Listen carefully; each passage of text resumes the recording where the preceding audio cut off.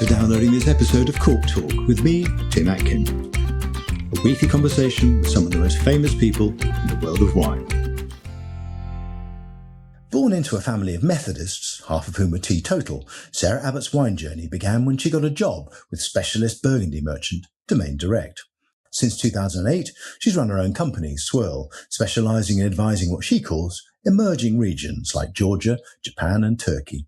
In 2021, she set up the Old Vine Conference with some friends during lockdown and has turned it into a tour de force. Hello, Sarah, and welcome to the podcast. Thank you, Tim. Great to be here. It certainly is. Where are you? Somewhere glamorous in the world? Prosecco or Suave or Georgia? Very glamorous Bedford.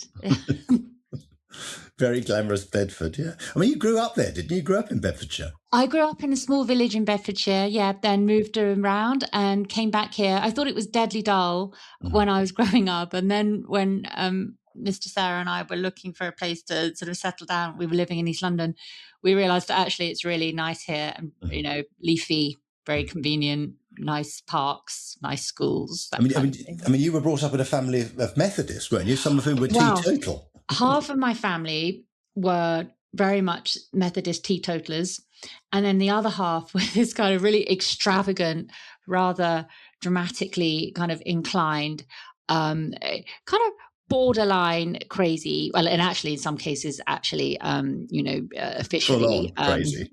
officially crazy people. So I've had a lot of different influences on my life. I think the whole, so often I think for everyone, you don't realize like the terroir influences of your early life, what they've had, how they get embedded in you until you get to a certain stage in your life and you start perhaps be a bit more reflective. And I've realized that whole that influence of Methodism, because I used to go to Sunday school every Sunday, because I went with my gran, who I absolutely adored. I did all my scripture exams. So I studied the Bible, read the Bible. But I think that's really influenced me, the King James Bible, and really looking at texts, thinking about texts, thinking about how to live a good life and, be a good person. But then also my rejection of all of that as well. I think. And there was no booze in the house, presumably, was there? Oh, well, not in many of my relatives' house. But then my mum, when I was about 10 or 11, she got a job. And my parents both left school at 16 and done various jobs. I mean, actually, my mum was married at 17. So my parents were very young parents. But when my mum was sort of in her mid-20s, she got a job in a posh sort of gastro pub. And she went on to work with that company and run their smart country house hotel. So from when I was 13, I was working there every weekend, back office to begin with and in the still. But basically, long story short, my mum quite got into wine, but in a very sort of, oh, that looks nice, let's buy that kind of way. So I had a lot of very diverse influences in my life. And I really enjoy that. I love the ambiguity and plurality of life. And first in your family to go to university, as I was, and you read classics of all things. I just wondered, looking back, was that useful? Did it affect the way you think about wine in a way, studying that? Yes, I think that what I realize about classics, so I love the horizontal kind of perspective channels, so wine, for example, so to speak. Let's get horizontal and think about this. Wine, we are really obsessed with these very sort of canonical, vertical perspectives. But I think the thing about people, and by the way, there are lots of people who did classics working in wine. And I think one reason for that is we tend to have an absolute determination to focus on the thing that we love, and to have a slightly sort of willfully impractical drive. But also the thing about classics is that it's a kind of cross-disciplinary study. So it's linguistic, it's political, cultural, historical, and philosophical. And it's so funny because everything I learned in my degree, when I came to do the MW, for example, I realized that it had given me so many tools. But I think the reason I really love classics is not just because it's multidisciplinary, and I'm a bit flighty in that way. But also it's the connection with humanity. When you're reading these texts and you then go to these places, Istanbul, we've both been to Istanbul. Yeah. I mean, that city has been at the center of commerce, of trade, of thought, of learning, of like Athens or Rome or whatever. Yeah, all of these great cities. And the other thing about classics is that when you first start reading it, you realize that we have quite a sort of a Western European dominant idea of classics, but then you go and study it and you realize there's a whole other perspective on the world where actually you can be centering what is now Iran and Syria and older Persia or whatever. And Persia. Yeah. So you have constant like prisms of understanding. Yeah. And so I loved all the genres. We did lyric, epic, historiography, everything. It's making me jealous now. But you did a postgrad in enterprise management at Durham. Then you got a job in the wine trade, didn't you, with the wonderful Hilary Gibbs, and she employed you, Domain Direct, no longer with us sadly, and she kind of specialised in Burgundy, didn't she? And the main bottle Burgundy. Yeah. Yes. So I mean, did you get to drink a lot of the good stuff? I was paid £8,000 a year and I drank like a stockbroker. That was my first job in wine. And so she employed me because I was working in a restaurant, in a hotel restaurant, and she was the main wine supplier. And I just kept selling loads of wine. So I found all this wine in the cellar that wasn't on the wine list, put it on the wine list, did some research. I didn't even have a laptop then. I didn't even have my own mobile phone.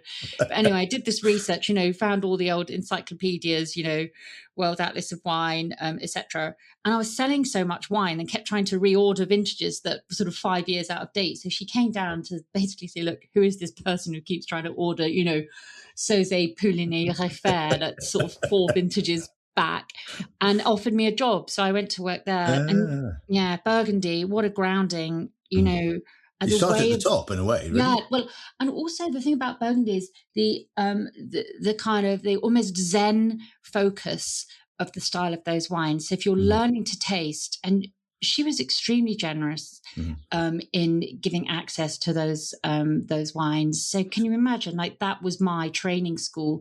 And then she sent us on a lot of courses because I had to be able to speak about the wines with some credibility and authority. So she sent me not just on Worcet, which is, a kind WCT, of a basic grounding, but also to Michael Schuster's courses, who the great Michael Schuster, I think, who has taught so many people to really articulate and kind of sharpen their palate. Yeah. So you pretty much focus Burgundy, bit of Bordeaux, Italian fine wine. You do less of that now.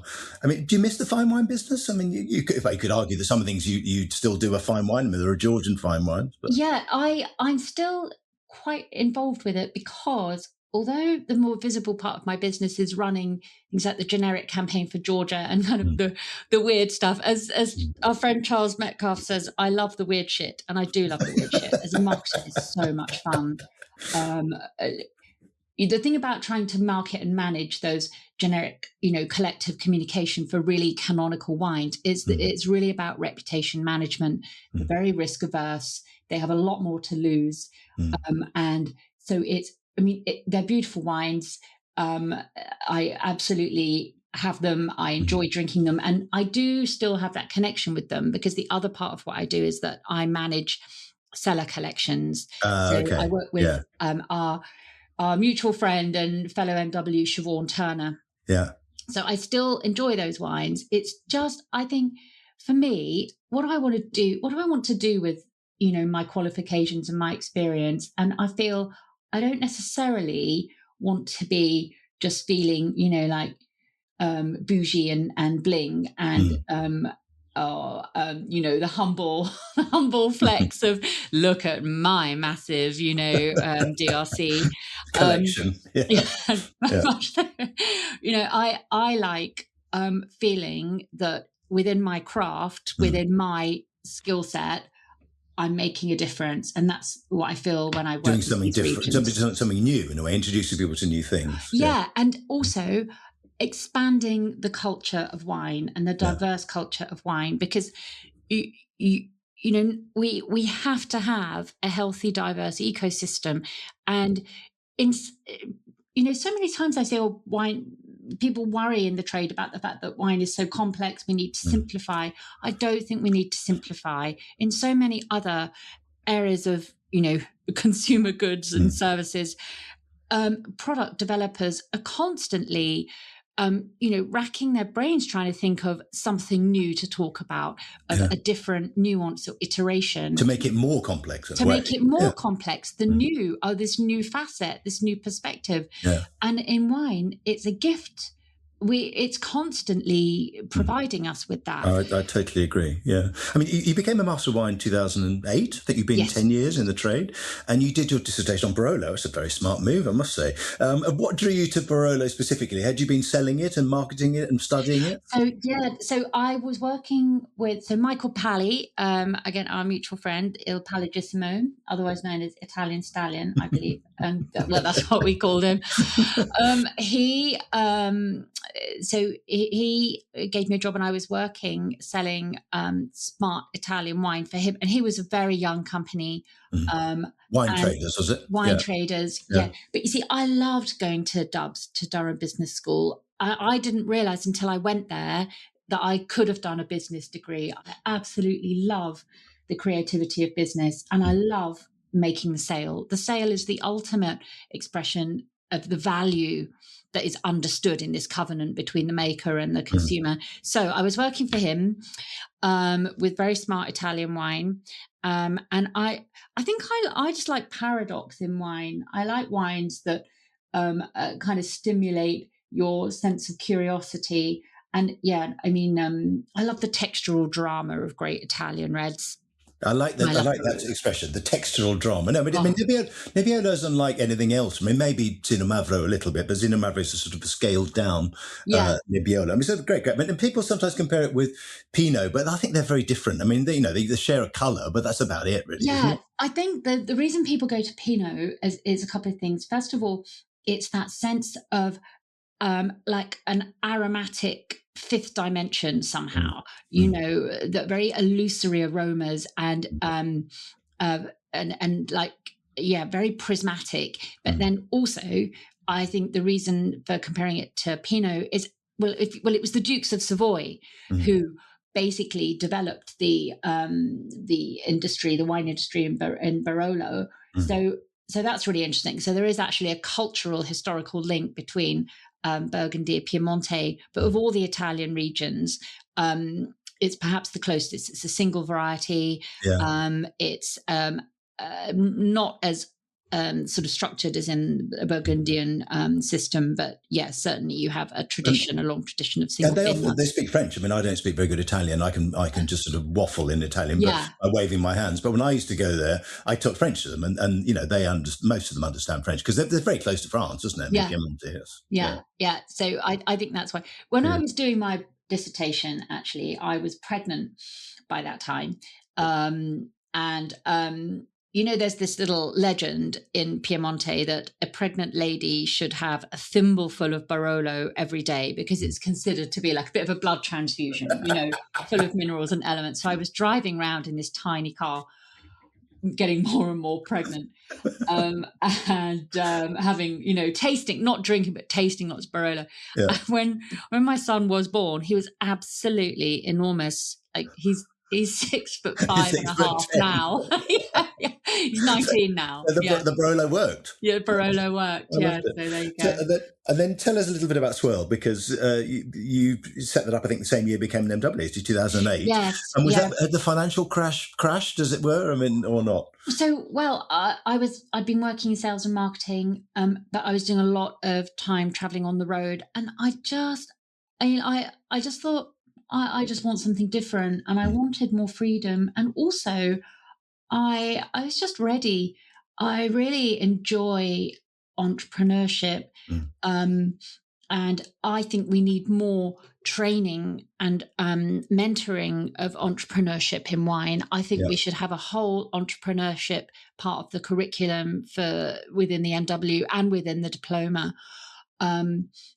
that's just my thing. So I think you're spot on because most people, they're not entrepreneurs. I mean, very few people are born entrepreneurs, or some, obviously, but you need to be told how to do it and given the confidence, and you need to have it modeled for you. So even though my time at Doves, it was just a 1-year course, but it was absolutely transformational for me. I mean, the people that I met, the professors that we met, the lecturers who had set up these businesses, and then also business entrepreneur stories are absolutely heroic stories, and it's so creative. I had Jerry Lockspizer was on the podcast. Yeah. I mean, his story is amazing. I must listen to that actually. It's really interesting. So I set it up, and then it takes a long time for these things to grow, and you have to try a lot of different things. I mean, I think having your own business isn't for everybody.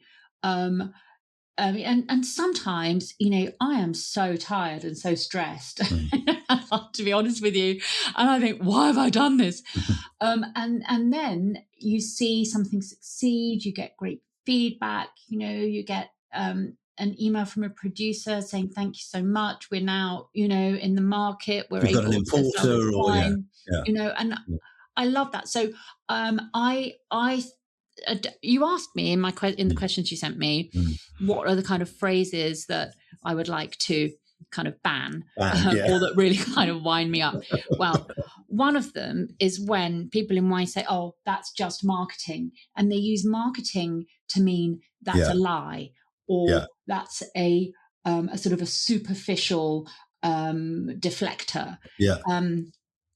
Actually, market is commerce and commerce is community, and it's actually what has driven so much of the development of mankind is let's make something beautiful and then and communicate about it. I'll show you mine if you show me yours, kind of thing. Oh, exactly. I think you're right. So I think that the kind of almost the disdain that we have for the moment of the sale is really unhealthy, and that there's a kind of there is a benign, authentic way to conceive of and to communicate the sale. We're no longer in a bartering community where people literally exchange services and goods. Well, some people do that, but it almost feels slightly un-British, doesn't it? Sometimes when the wine drinks, we come to a sale, we phone up some good chap somewhere and just say, would you like a couple of cases of lunch bags or something? Okay, jolly good. Let's go and have lunch at the Garrick or something. There is that, and it's very American to be selling something, isn't it? Yes. Exactly. And, it's a cycle, and you just flip the cycle and nothing happens until something is sold,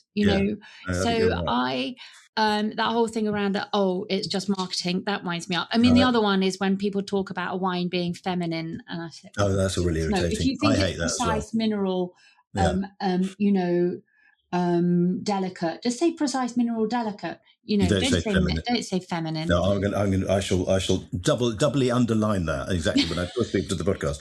I mean, you work mostly with emerging regions of what you call some underestimated origins. Yeah. You've worked with Georgia and Japan and Turkey and Moldova and England, or GB, a bit of Wales as well. Oh, they drove me insane. Yeah, well, do these they were the worst. They were the craziest. They're the worst. Do they come to you, or do you find them? How do you find these regions? People tend to come to me. And this goes back to the marketing in the sense that the way I market my business is that I just really try to be congruent and consistent and sincere in what I think, what can I bring? What can't I bring? and then how do I do it? But actually, you're very congruent. You are actually a great marketer in your own brand, and when it happens.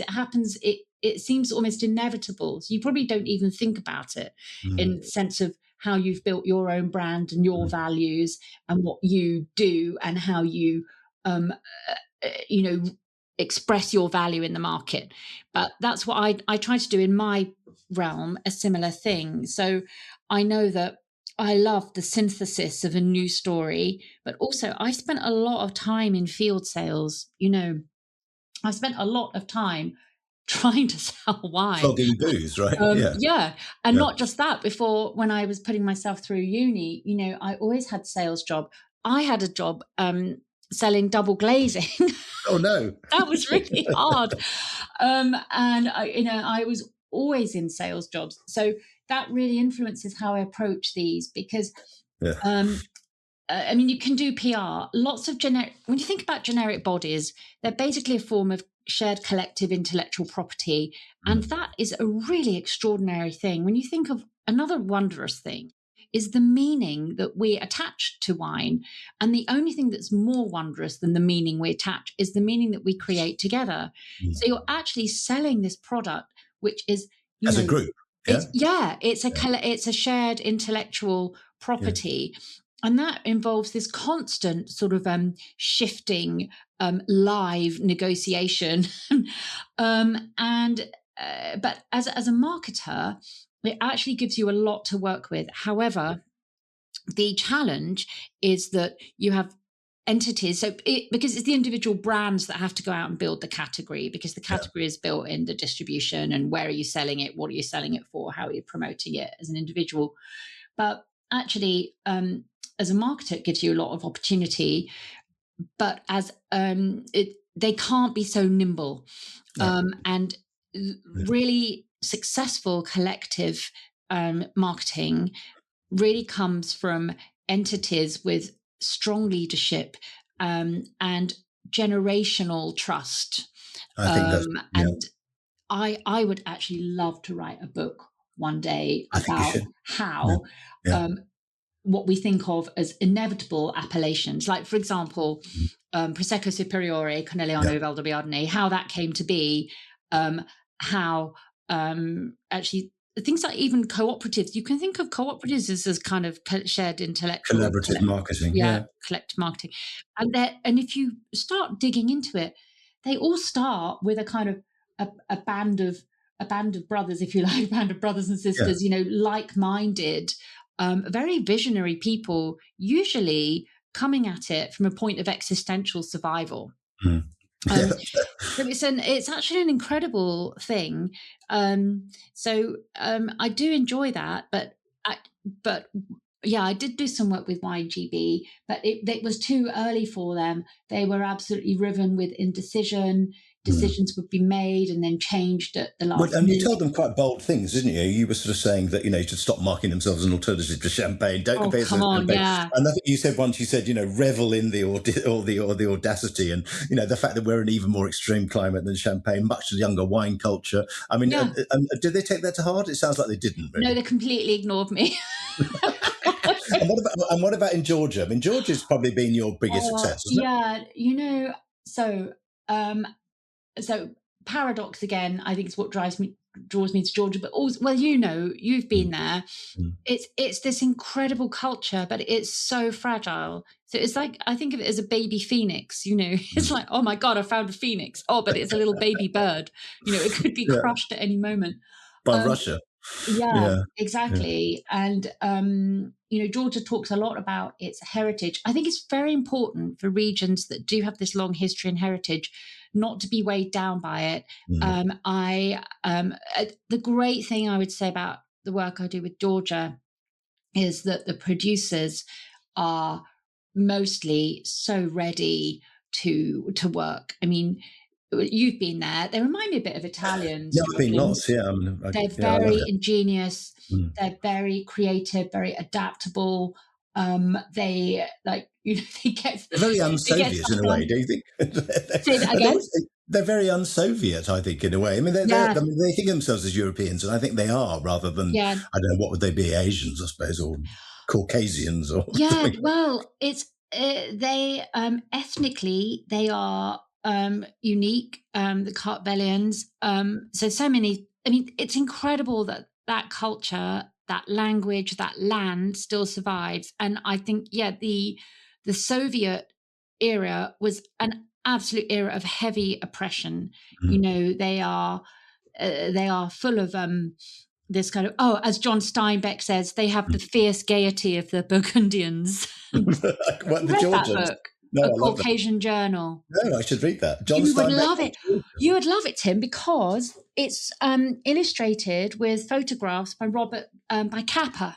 Oh wow! Great Hungarian. So John Steinbeck and Robert Capa were mates, And Wow. they had this miraculous like boys tour of what they called they called it the Russian Journal. So it was, and this was in their 50s, just before the Iron Curtain came down, and they travelled all around what was then called, what was coming out as the Soviet Union, and they wrote a book about it. So when was that published? 1950 something. Yeah, wow. You'd love it. You'd love it. So I worked with Georgia. I mean, so and Japan as well. Another I one did some of work yours? with Japan. So the way Japan tends to work is that they come along every 2 or 3 years with quite a big chunk of money, and then want to spend it all. And actually, what works much better in generic marketing, to be honest, is you're better off spending, 60,000 or 50,000 euros a year for 3 years than coming along and just spending, 150,000 in year one. But the other thing that you really need alongside generic marketing is you have to have a cohort of individual companies, brands who are ready for it, they're up for it, and who are ready to do their own thing, because generic marketing, it cannot be as nimble. I mean, there are so many things that I would love to do on a generic campaign that I just can't do, because it requires, it requires 2 or 3 or 4 producers to really, put special prices in play, to, show up in the market and stuff. So, but I love the puzzle of that. I think it's all the puzzle of making the virtuous sale. But then I also work with Conegliano Valdobbiadene, so posh Prosecco, and that really fascinates me, because I think it's so interesting how some aspects of the wine trade kind of despise too much commercial success. And it reminds me of the disdain for, maybe bands that seem to like sell out. George Michael or Coldplay or... if you get too successful, or if you're too beloved, or if your success hasn't been championed by critics, it's seen as somehow less valid. And I think this is where wine in this kind of situation is functioning as an aesthetic creation. Have you read those? Margaret Atwood's written a load of fantastic essays on this, called Negotiating with the Dead. It sounds it's an amazingly brilliantly weird title, but how anything that of beauty has this sense of it must come from struggle, the art must come from struggle. And why should it, right? And and it kind of, I think there's a lot of philosophy of aesthetics that actually, and this is why AI, which is this kind of horrendous sort of sandpapering down of everything, but is I think such an existential threat to creativity.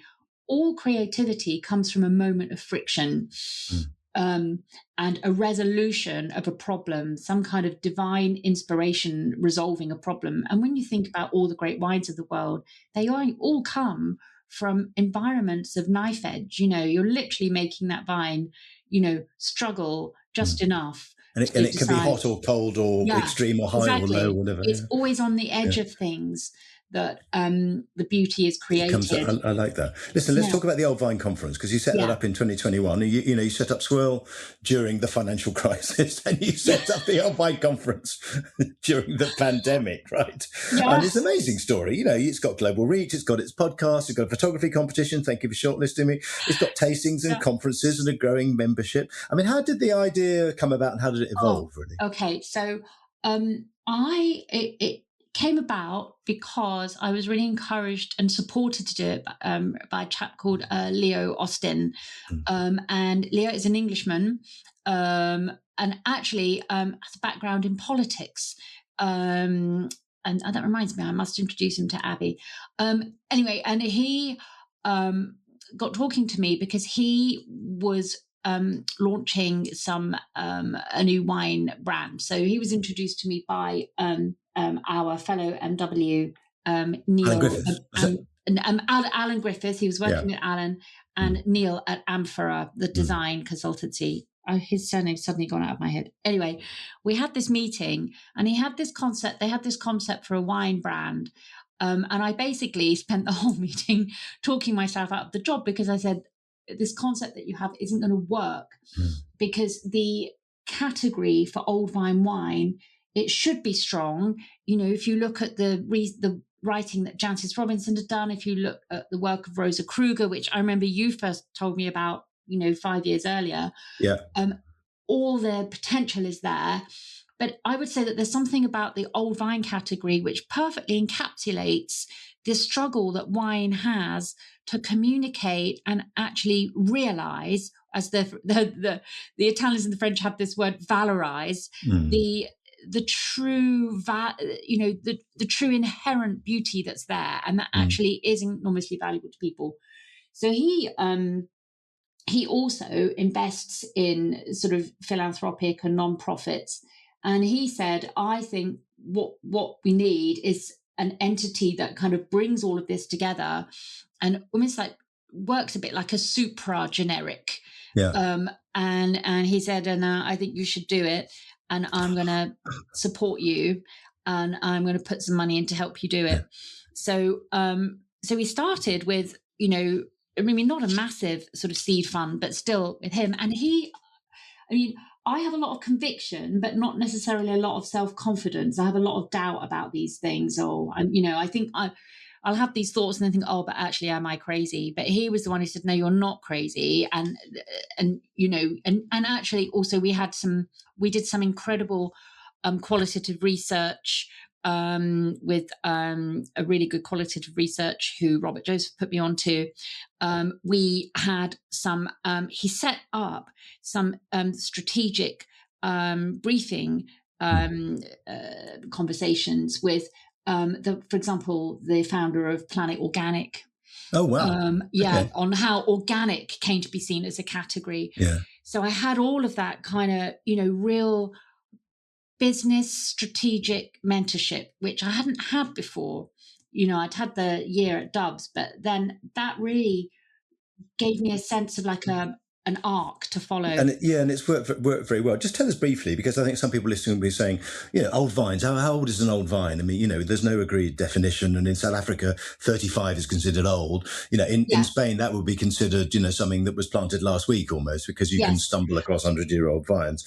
Why is vine age important? I mean, how do we get that across? I mean, is the older the better? I mean, not necessarily. I think there are 6 main elements. And I should just say, I want to give some credit here to Belinda Stone, who we took on as exec manager and who's now exec co-director. And she and I have recently put together a sort of a slide on this. So there are the 6 things that matter. There are the 6 things that matter. Why does it matter?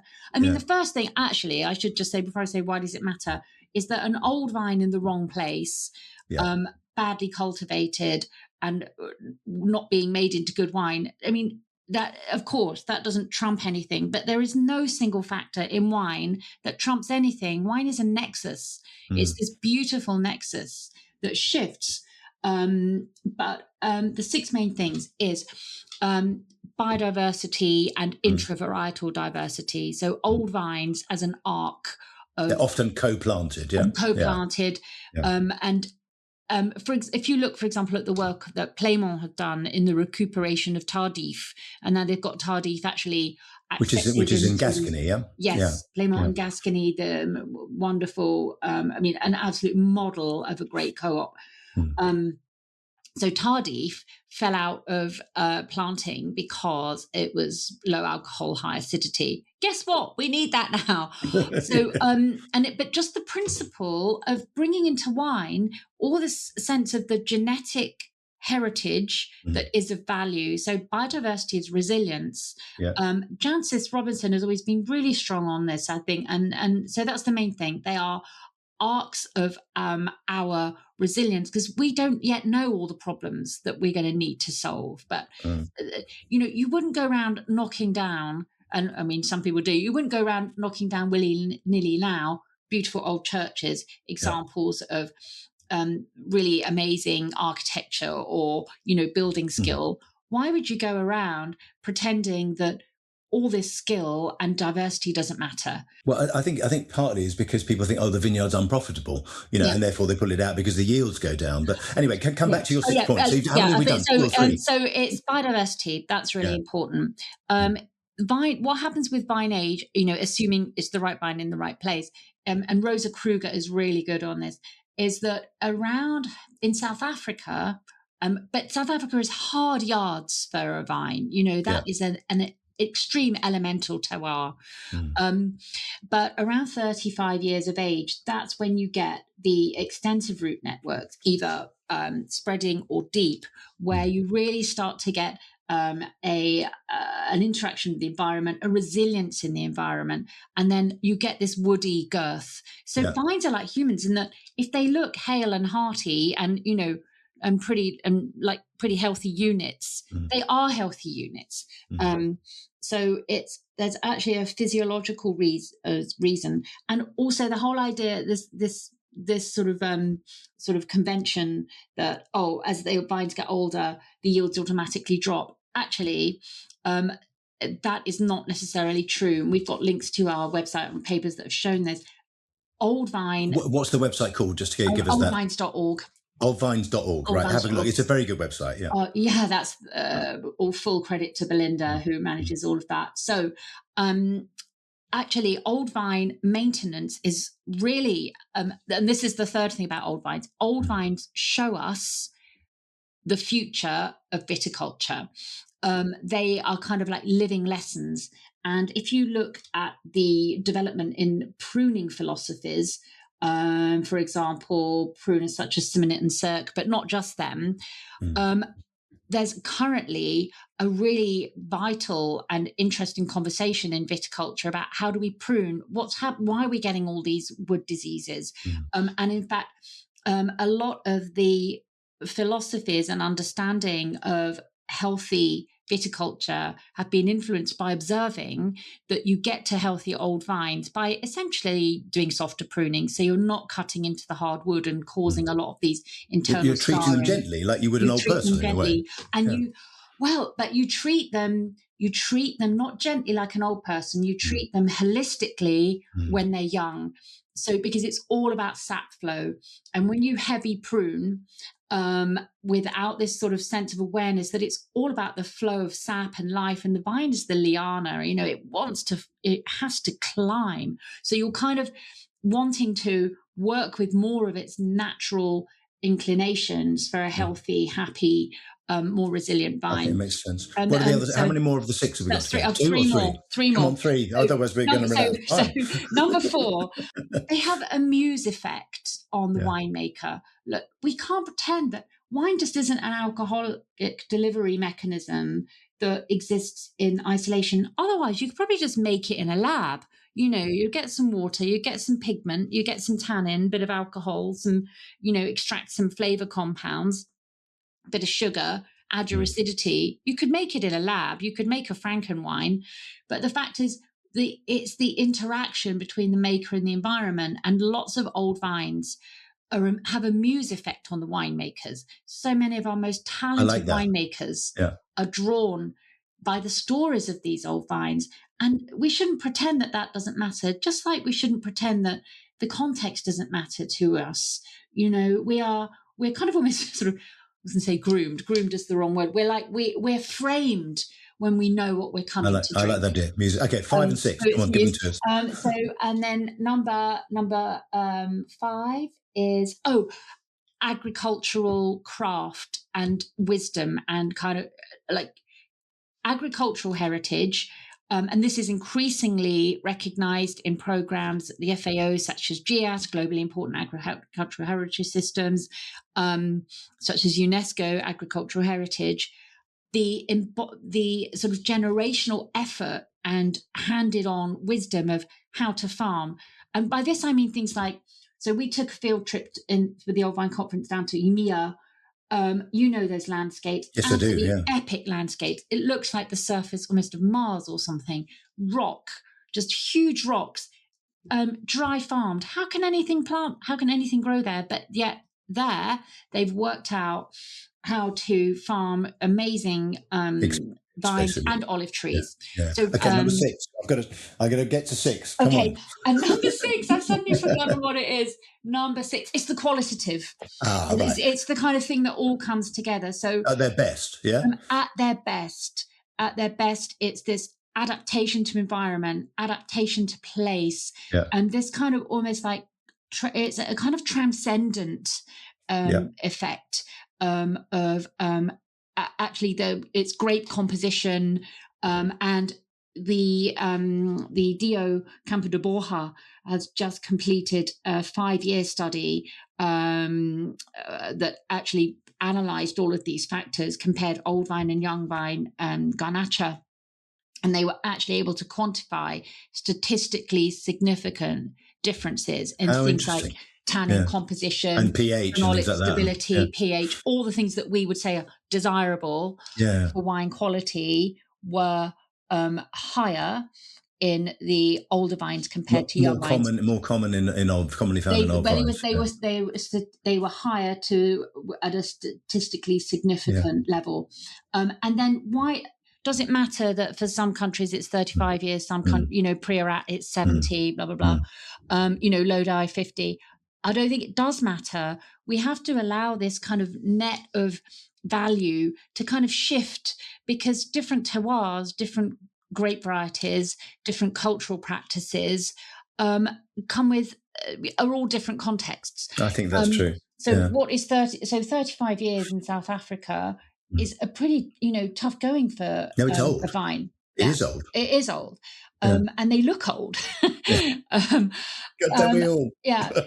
and I think the principle is that we say it's about making our peace and actually acknowledging the richness and the value of wine as culture. I think this is why I think the old vine lens, and I hadn't realized when I started it that this actually how powerful it was. I think a lot of people had, but I think we need new ways to frame wine. And I think we also have to own the fact that it is kind of this beautiful collective ritualized drug taking, and that's okay. But it is also generational effort and craft. I like ritualized drug taking. Anyway, listen, final question, because that was fascinating about old vines, and I think what you've done with the whole thing has been amazing and transformative in lots of ways, and congratulations really, because I think it's been a key development in the wine business. Last thing is, people can probably hear it in your voice that you describe yourself as a natural optimist. I think that's very true of you.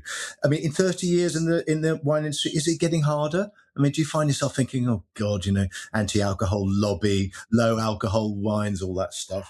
But taxation. When is anything not hard? Everything is always difficult. I graduated in the 90s, with a classics degree. I was saying, oh, you'll never get a job. Actually, on a serious note, though, and not just thinking about wine, I do have this.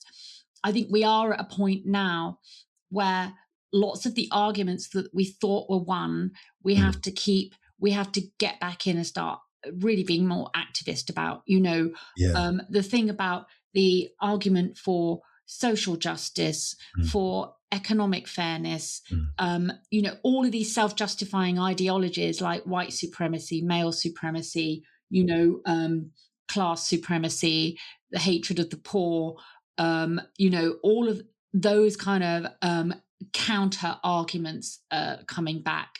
So I do think that, coming back to wine,